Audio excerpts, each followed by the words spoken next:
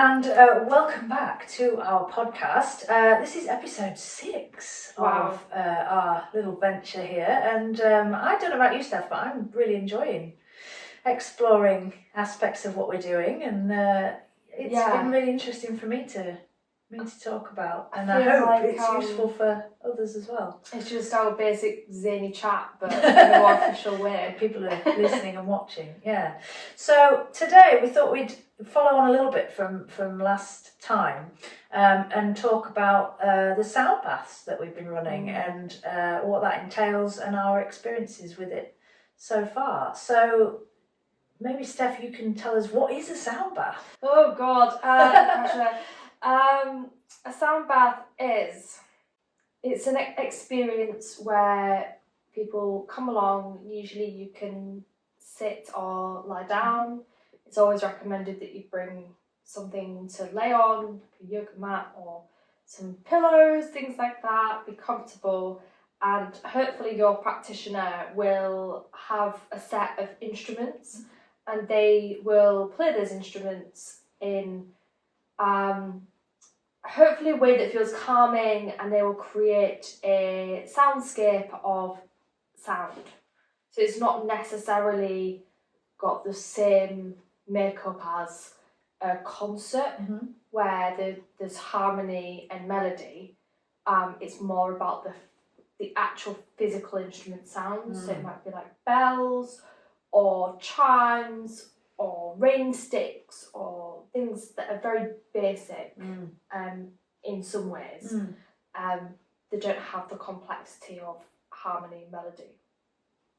But they're chosen, I think this follows on again very nicely from what we talked about last time. We were talking about vibration, and I think all the instruments that are used generally in sound baths are chosen because of their specific frequencies.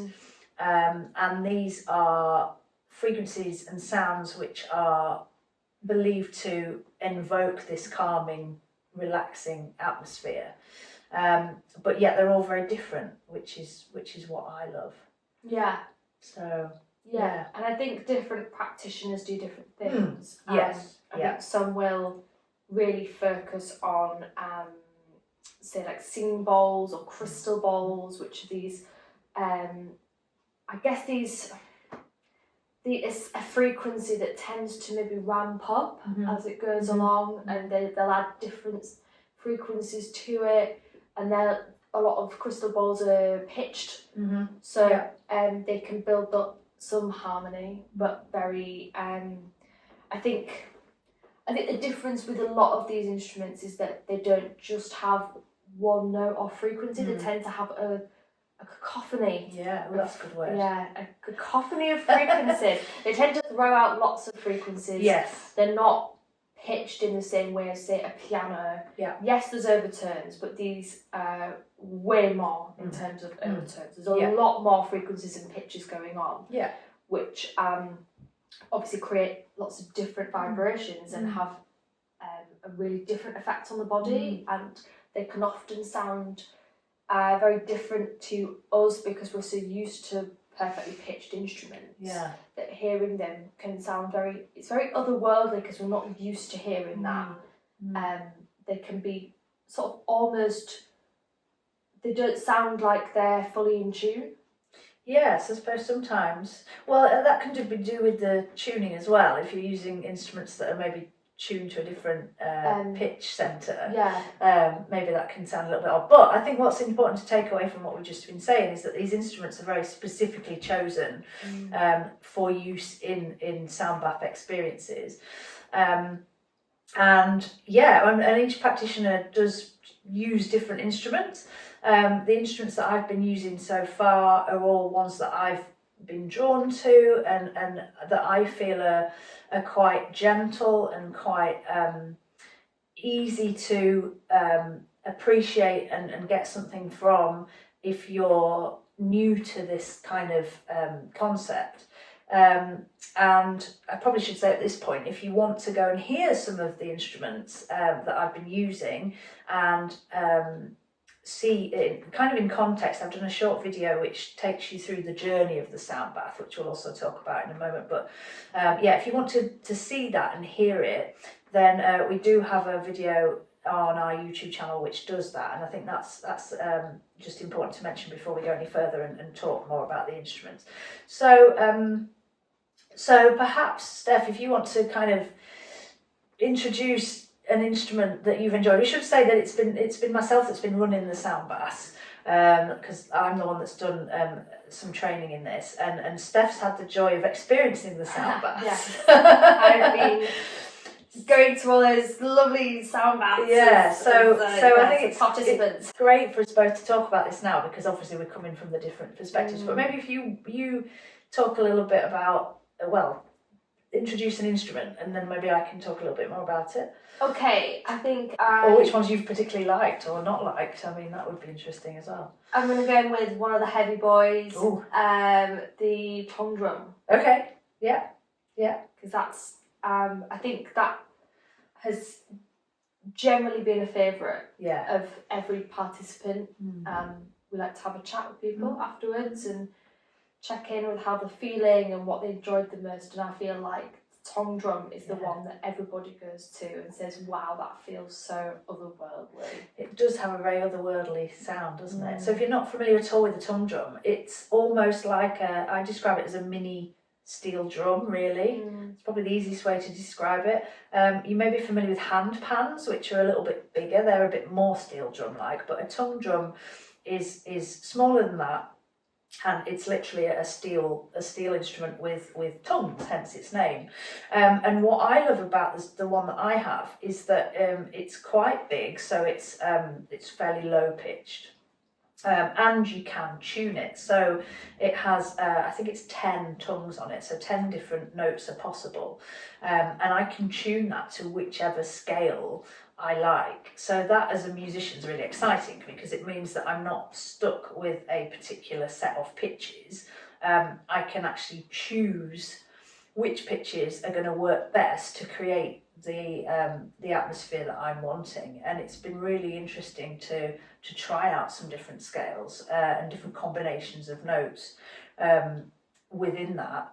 And I think the other interesting thing about the tongue drum, it's interesting you've gone to that straight away, is that is more like a musical instrument, in that, like I say, it's pitched. So when I play it, I'm creating melodies, or I am creating intervals, so I'm creating some harmony essentially.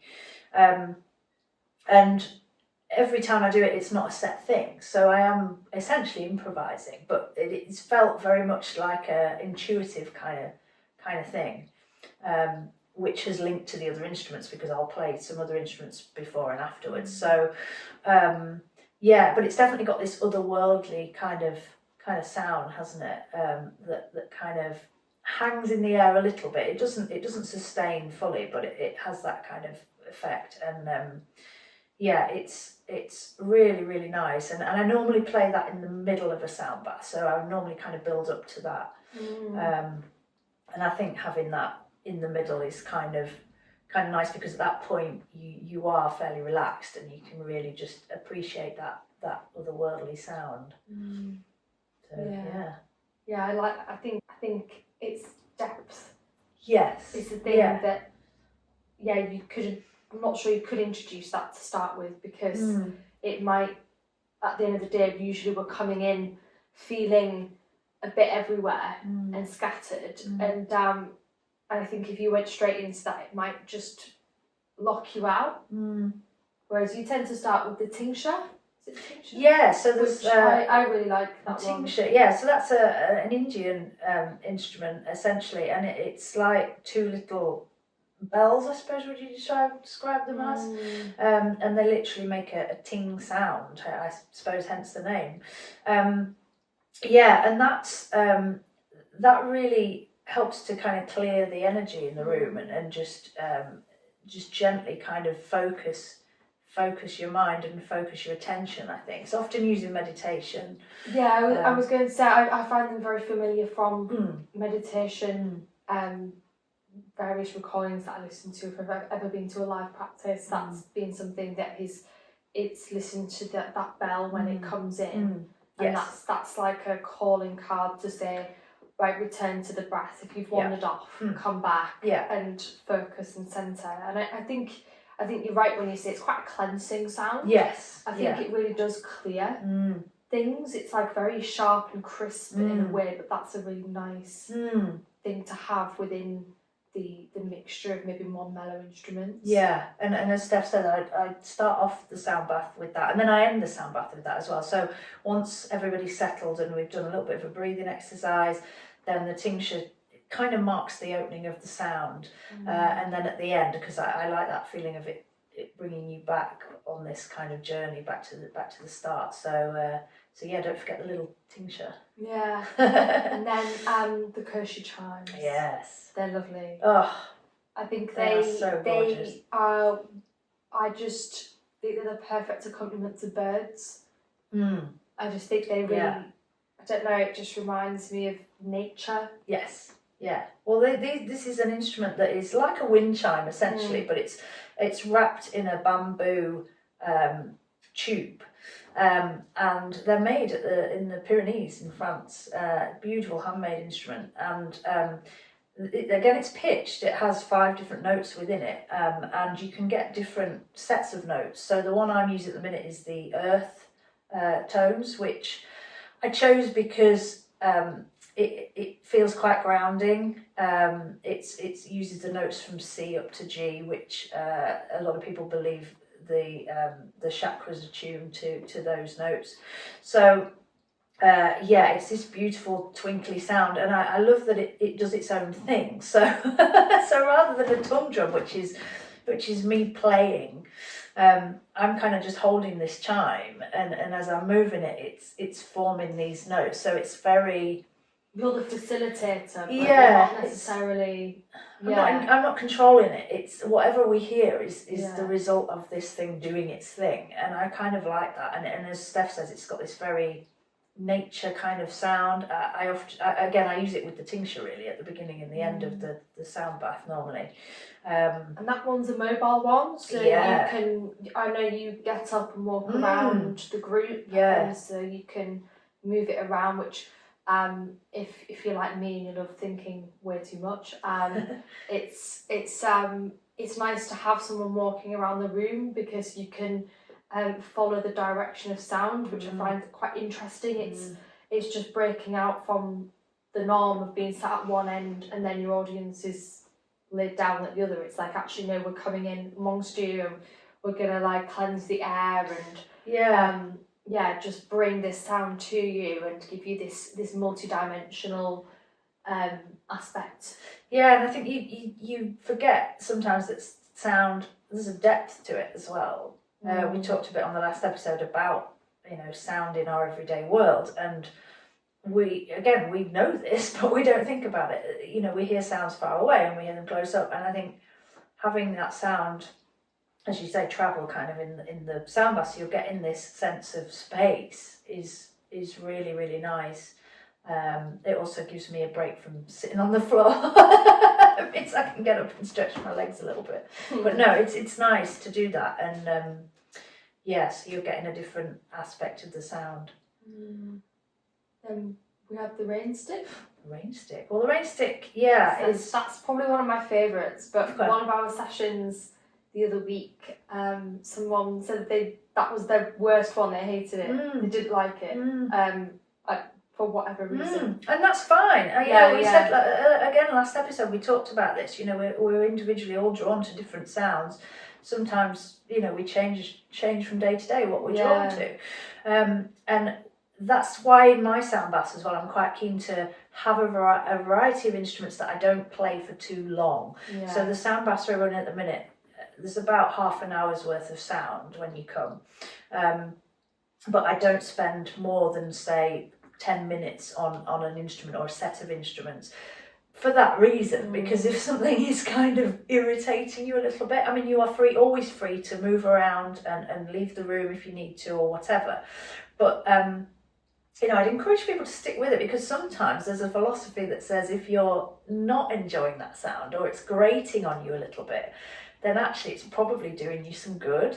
Yeah, maybe. I've heard that philosophy, and I know. I mean, I went to a sound bath where there were some big gongs and big instruments, and I found it very difficult. My teeth. Yeah, you could feel the vibration. You could feel the vibration, and I found it very difficult to kind of feel like I was settled in the session. But afterwards, it had this amazing kind of profound effect. I mean, I couldn't speak for about 20 minutes. That was that's not common. but what I'm saying is, sometimes if you react to a sound what you perceive to be a negative way. Was that one of your first? Yeah, it was one of my first experiences. Experiences. But I didn't mind it. Yeah. You know, I think a lot of people would have reacted to that and gone, "Oh, this isn't for me." You know, taking it negatively. But I was willing to sit with it, and actually, I really did feel like I got a lot of benefit from that. So yeah, sometimes these sounds, we might not like them, but actually they could be doing us some good. But yeah, the rain stick is basically what it says on the tin. It sounds like rain. The one I have is, if you're watching on YouTube, it's about kind of that big, probably about a metre. And it's made from cactus.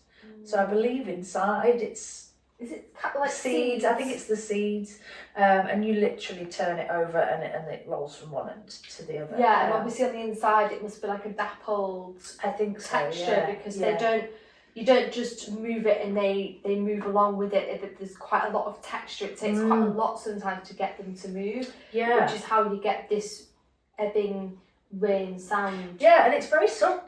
Like within the sound, there's a lot of tones and sort of subtlety. Which is really lovely, actually. It's very. I mean, I'm like you. I find that really calming as well. I like the sound of rain. Yes. As well. Yeah. It's not a fall asleep sound for me, but I do like the sound of it. It's very comforting. We have like a plastic porch roof at the back of my house, and sometimes I open the kitchen door and just let the sound of the rain. Nice. It can be really loud, but it's really it can be just this really magical sound. Yeah. So what do we have? We have your Native American drone flute, which is the favourite, I think. Oh yeah. That is the favourite. Apart from the tom drum, that is like. Yeah. Well, of course, as a flute player, I'm going to kind of gravitate to that, but it just is the most beautiful instrument. I've been lucky enough to find a local flute maker here in Hull, called Dave Gibson, by the way, Musical Wood he goes under, and he makes these absolutely beautiful instruments. And it's, as Steph says, it's a drone flute, so it's actually essentially two flutes in one. So one side of the instrument creates just a single pitch, a low pitch. It's quite a big flute, and the other side allows me to play a pentatonic scale. And again, a bit like the tom drum, that means I can create melodies, I can play more than one note at once, so I'm creating interesting intervals which have more overtones to them. And I think for me, because that instrument is using the breath, it's I get a lot of benefit from playing that. And I normally put that one right in the middle of the sound bath. So I feel like when I'm experiencing it, when I'm participating, that for me is like, oh, we've arrived. Okay. That's, you know, like when you go on a long journey, like you're going to walk somewhere, and that's like the viewpoint for me. Yeah. And then you walk back. But that is the pinnacle of where we get to. And I find like I get all these images in my head of like, you know, open space and nature in a very different way to like to the Kershey chime, where it feels like I'm walking through a wood. That is like I've come to the open space. Yeah, I think a few people have said that, haven't they? It evokes that kind and it really, open. I feel like the way that you do it really does take you on that nature journey, and it gives you that really great sense of we're going somewhere and now we're coming back, which I think like isn't always easy to achieve. No, it's interesting you say that, because, you know, like I say, I do have quite a specific order that I like to use these instruments in, although I've never really thought about it quite like that. So that's really interesting for you to say. but yeah, definitely the flute has this wonderful sense of open space, and I just love the sound, particularly at the end of the note. So I tend to play very long notes, which is lovely for me with the breath, because we can just really power that breath through really long breaths. And at the end, just let the pitch kind of drop. And in certain venues, so some of the venues that we've been using, the acoustic is just fantastic. You get this pitch kind of dropping, you can hear it, just kind of the sound just travels into the space, and it's just lovely. It also allows me to use silence very easily as well, because that's something else that is a real part of sound and sound baths is having the space in between. And I feel that when I'm playing the flute, I can naturally do that because I've got to take the breath. Curated space. Yeah, curated it's making that happen without me having to really even consider it, and that's it not feels very feeling natural. Awkward. It feels awkward. It feels really comfortable. Yeah, it feels very natural. So I just love that, and I will be using it more, and we'll be using it in some more musical contexts as well. But hoping to maybe expand my collection of these wonderful instruments now, because they're just so beautiful. Yeah. Are we missing anything? The bowls. The bowls. Yeah. The classic singing bowl. Yeah. Singing bowls. Yeah. Singing bowls. Yes. I think I guess because you can play them in two different ways, they can be quite interesting. I tend to find like the tincture, they're quite I feel like they cleanse. Yeah. I don't know how you feel about this frequency. Yeah, it's a similar kind of tone, isn't it? I mean, Steph's saying quite strong. Yeah, I mean, you can play them in many different ways. The two main ways are you can use the mallet to hit the bowl, which makes it more like a bell, so it just kind of reverberates like a bell. Or you can use it to run around the edge of the bowl, a bit like you would, everybody's done it with their finger on a wine glass, it's exactly the same thing. So these are metal bowls, they're often made of various metals, and they all have very different sounds and very different frequencies. The two that I have at the moment are fairly high pitched, they're not super big. And they go together quite well, so I use them together, sometimes go from one to another, or sometimes put them together. They're definitely quite a cleansing sound. I think it's nice because you can, when you're running around the edge of them, making them sing, hence their name, that again is a sustained sound. So it's nice to have some of these sustained sounds, a bit like the native flute, but then we've got the more singular sounds like the tongue drum or the koshi chime. So it's I really like those they're Tibetan bowls, really, Himalayan or Tibetan bowls. That's their origin, and they're a bit like a bell sound, but they're more gentle, aren't they, really? Yeah. They're not very strident. They're a bit softer. If you're familiar with the crystal bowls, which I don't have any crystal bowls at the moment, they to me have a stronger, more strident sound, and like Steph says, they are pitched. The Tibetan bowls are kind of pitched. Yeah, but again, we've got this very much lots of overtones. Yes, there's more. And I think the frequency moves around. Whenever I hear them, I find like I can hear the different waves moving past me. Yeah, I've sensed that more with those than the crystal bowls. And I just like that they're not quite as strident. I wonder if that's like very specific to musicians being able to hear the waves. It'd be interesting to speak to people, because I can almost like hear the physical waves that come past, whereas I don't know how. Whether when people, if I say that, everyone goes, "Oh, can you really?" It's like, no, I can very easily because hear that. You're separating the frequencies. Yes, you can hear the separate frequencies. I suppose it's through training of listening to sound in a very specific way. But I like the Tibetan bowls because they have that sustain, but they're fairly. I don't know how to describe. I don't like the word soft. No, describing sound, but then they're gentle. Yeah, they're quite a gentle, sustained sound. Yes, yeah. And I think that's Yeah, that's That's what all of my toolkit so far, isn't it? Yeah. So yeah, when after the sound is finished, there's always a little bit of silence, and that for me, you know, somebody said to me after one of the sound baths, they said, "Oh, I feel really bad because I've got to lay here and just enjoy all these sounds, and you've been doing all this work." And I said, "Well, I know, it's funny, isn't it?" I said, I know. I said, one, it's a pleasure to just play these instruments, and two, the reward for me is that silence at the end, because when you've had all these frequencies, and as calming and as wonderful as they are, there is something about that silence. And from the very first sound bath that I ever did, where I was kind of really on edge, going, I don't know what I'm doing, and how do you do this? That silence just grabbed me. It was just magical, and that feels like the real reward for me. And the foggy faces. Oh yeah, and then I kind of wait for and I always say something like, you know, take your time. You don't need to rush to kind of wake up or whatever.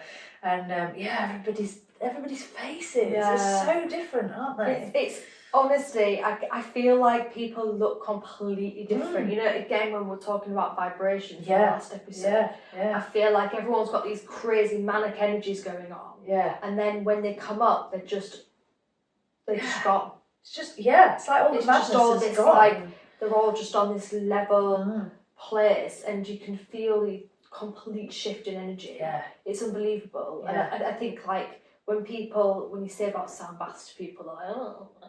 But I think for me that whatever the science is as to why that happens, it is a fact that happens. Yes, that is visceral and real. That you feel different. Yes, and you can see people totally different afterwards. Yes, that's the thing, isn't it? That's it. That you take that with you for quite a while afterwards, and that in itself is a medicine, isn't it? It's like a natural way of.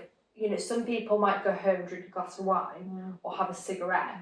If you go to a sound bath, are you experiencing, you know, these calming things, but hopefully in a very natural way that is not going to cause you harm? Yeah.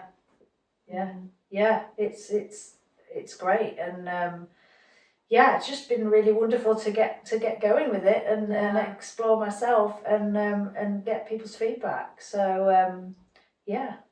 Well, please watch Claire's demonstration video that she has very creatively put together with all different sounds and explanations of the instruments and how a sound bath works in a really easy to digest 2-minute video, which is great. And feel free to follow our social media. We've got Instagram, which is at Meridian Music Sound. We're on Facebook under the same, and we have a website, meridianmusic.co.uk, where you can see all of our upcoming events in Hull and East Yorkshire. Come along and say hi. Yeah. See what we're doing. Come and experience the magic. Come and experience the magic. Yeah.